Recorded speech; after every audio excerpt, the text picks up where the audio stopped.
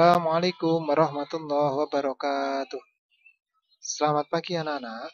Ya, pada hari ini kita akan belajar mengenai menghargai keberagaman PPKN tema 7 sub tema 1 kelas 3. Nah, anak-anak, sebelum belajar, mari kita baca doa terlebih dahulu bersama-sama.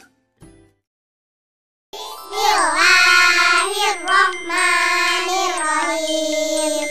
Rabbi zidni ilma warzuqni fahma. Amin. Alhamdulillahirabbil alamin. Nah, setiap orang memiliki makanan kesukaan. Kesukaan setiap orang berbeda-beda. Jika teman memiliki kesukaan yang berbeda darimu, apa yang kamu lakukan? Ya, tetap menghargai perbedaan tersebut, ya.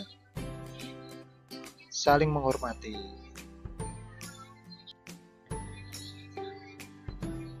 Oke, sikap memahami dan menerima perbedaan kesukaan setiap orang yang sesuai dengan pengamalan Pancasila sila ketiga yang berbunyi Persatuan Indonesia. Udin dan teman-teman memiliki pakaian daerah dan membawa makanan khas daerahnya. Nah, apa pakaian yang dipakai oleh teman Udin dan teman-teman? Siapa yang tahu anak-anak? Ya, pakaian daerahnya. Ya, Dayu dari mana? Dayu dari Bali. Beni dari Manado.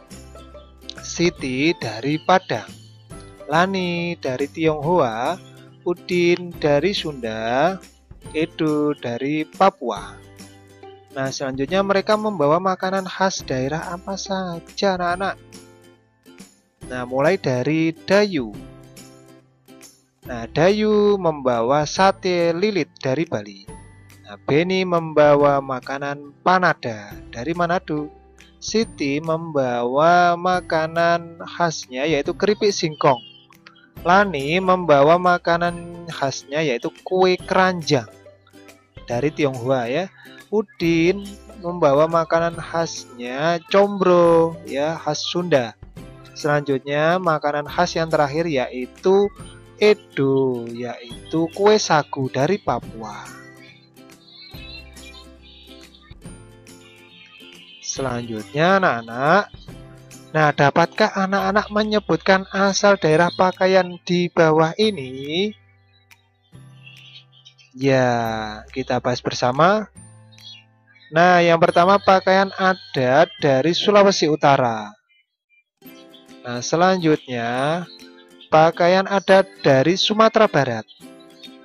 Nah, selanjutnya pakaian adat dari Sumatera Utara. Nah, yang terakhir pakaian adat dari Jambi. Nah, dari sekian pakaian adat, ini hanya sebagian ya, masih ada banyak yang lain. Nah, ini hanya contohnya saja. Indonesia terbagi menjadi beberapa daerah. Nah, setiap daerah itu memiliki pakaian adat yang beragam atau berbeda-beda. Walaupun berbeda-beda, namun Indonesia tetap bersatu. Nah, dalam semboyan bangsa Indonesia yaitu Bhinneka Tunggal Ika.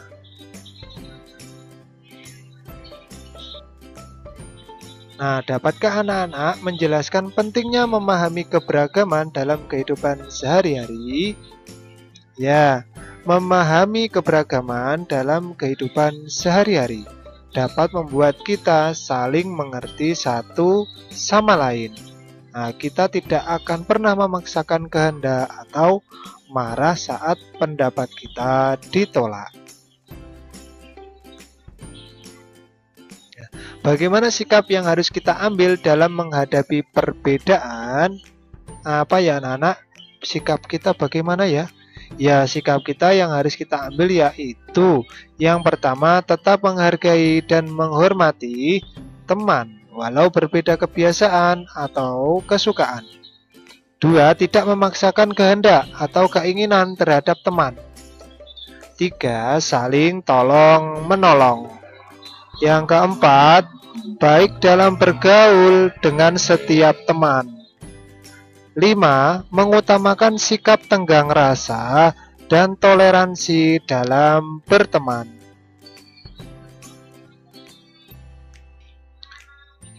Nah, dengan memahami keberagaman atau macam-macam sifat dan ciri-ciri setiap individu, sifat tenggang rasa dalam diri kita akan terasah.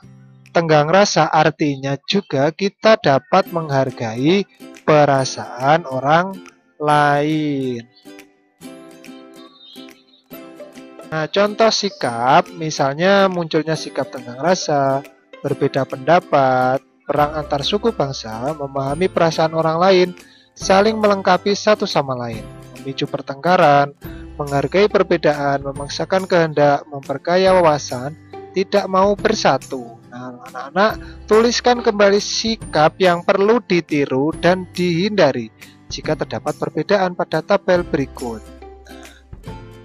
Tulis bersama ya anak-anak.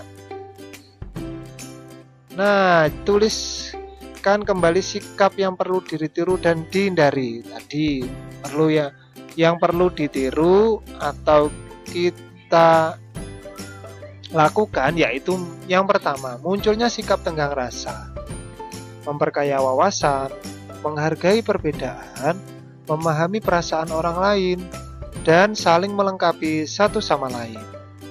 Selanjutnya yang perlu kita hindari atau tidak dilakukan, yaitu yang pertama, tidak mau bersatu. Nah, ini harus dihindari. Perang antar suku bangsa, memaksakan kehendak itu juga tidak boleh.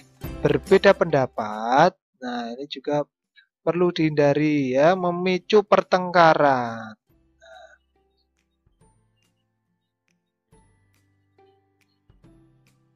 Selanjutnya, sikap yang perlu ditiru memberikan akibat positif atau baik.